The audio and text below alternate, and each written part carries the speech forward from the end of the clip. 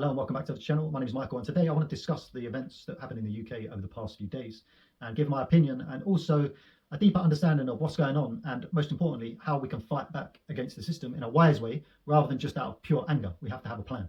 Now, if you're not from the UK and you don't know what's happened, essentially some psychopath went into a dance hall and stabbed up a load of kids, a lot of young girls. It was a Taylor Swift kind of party. I don't know what was going on exactly, but 3 young girls passed away or were murdered, and many others injured. And just a disgusting, disgusting act that has no place in civilized society and should not be tolerated. No excuses for this type of behavior.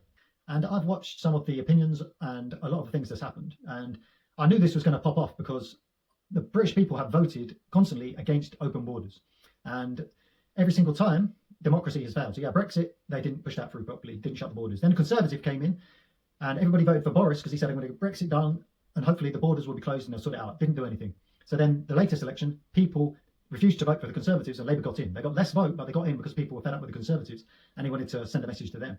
But still the same problem. So people have voted, their voices haven't been heard. And then I knew what was going to happen is that some psychopath from non-native would go in and murder a load of children. It was just a matter of time. And I'm thinking that this was going to be the final straw, because we've had grooming gangs, we've had the Manchester bombing arena, we've had 7/7, the London Bridge, we have towns being filled with people fighting with samurai swords and knives. We had the British soldier who was attacked this week. We had the Muslims in Manchester airport who were playing the victim when it turns out that they are actually fighting and beating up British police, breaking a female's nose. We had migrants, or most likely probably refugee, carrying dead bodies around in a suitcase. All of these things keep on happening and our society is denigrating. Now, this is not to say this is against immigrants, because we are happy. The British people are happy to have skilled immigrants who are welcome in our country. And yes, they do indeed provide a lot of good things. But what we do not want is open borders. And anybody who does come in, even if they're legally commit crimes, they need to go. They need to be straight out the door. And our borders should be closed. As of now, they should be closed until we sort this crisis out.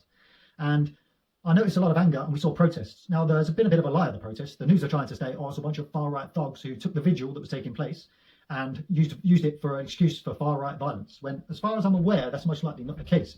As far as I'm aware, the police stopped what looked like a man of Arab, most likely Muslim descent, who was on his way to the vigil with a balaclava and a samurai sword or a massive knife.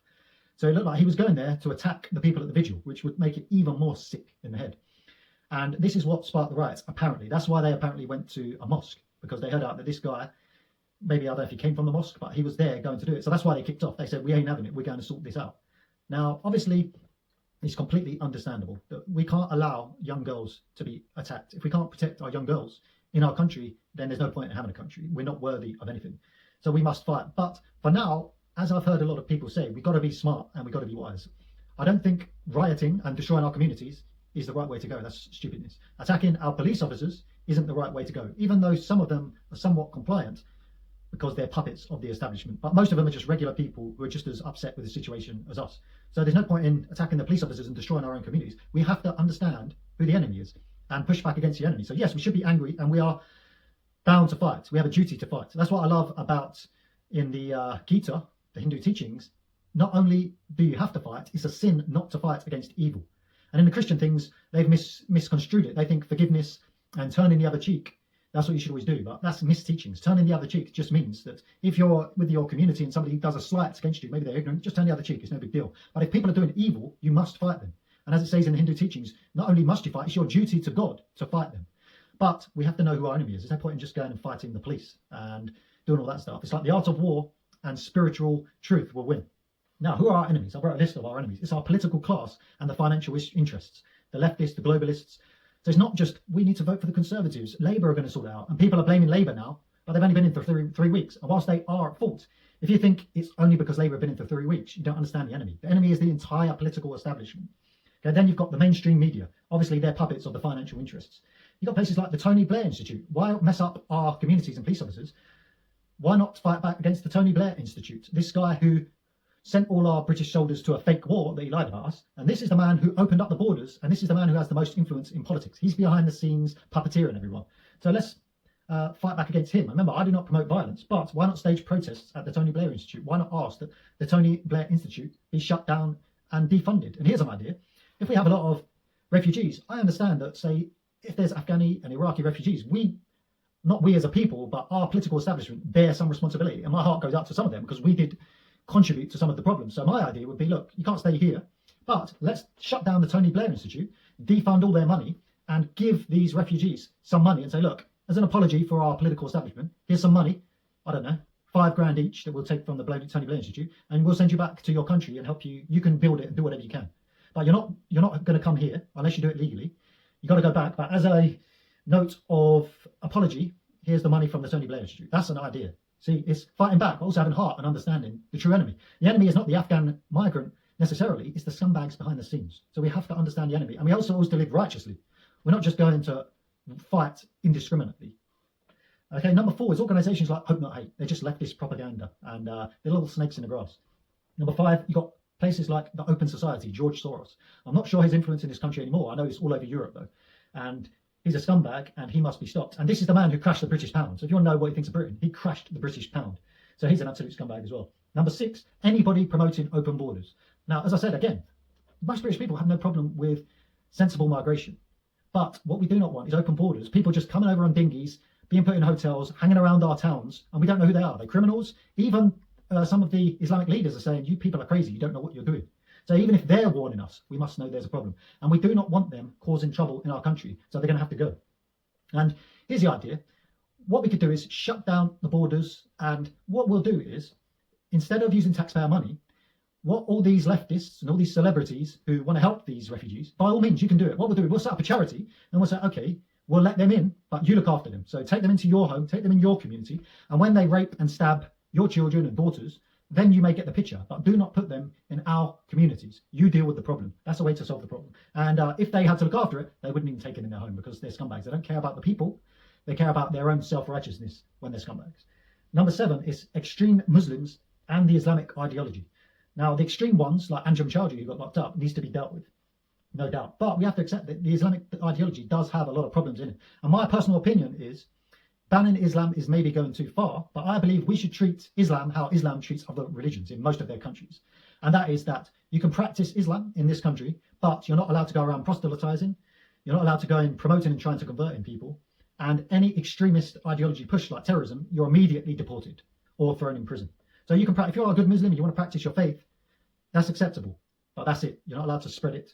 And to be honest, if I had my way, I would ban it. But I want to treat others as they treat us. And I would do as they do in Muslim countries. So I'd allow them to practice their religion. But as I said, you can't promote it. Number 8 is the Church of England. We are in spiritual warfare. And where is the Church of England? You think our church and spiritual leaders would be able to help us out with the amount of British people suffering, with all this pain and suffering? Haven't heard anything from the Church of England. And they are the enemy because they go along with this agenda. They go along with open borders. They went along with all the COVID stuff. Every single thing that goes against the British people, they are for. So the Church of England are our enemy. Whereas they represent like the Pharisees back in Jesus' days. I like to think I'm a man of Christ, as many other men and women of Christ are standing up and fighting back. Whereas the Church of England represent the Pharisees, and they are the enemy of Christ, of God, and of all righteous people and God's children. Number 9, we have the king.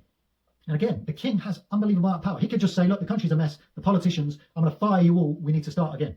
But the king is the enemy because he's not supporting the British people. And not only that, we've seen him at the World Economic Forum going on. We've seen him promoting Islam in certain places. So he is the enemy. And it's not necessarily that a lot of these people are evil and they really set out on it, but they're blinded by evil and they're going along. They make these self-righteous, these lefties. Most of these lefties and people think they're doing good. They're just blind, useful idiots. So I'm not saying that these are evil, but they're going along with evil and we must push back and get them to wake up. Number 10 is leftist commies. Now that's just standard. Everybody knows that the leftist commies are a problem. They're just, again, useful idiots and brainwashed. And that's my list of 10. I'm sure there's many more. I suppose you've got like the Bill and Melinda Gates Foundation.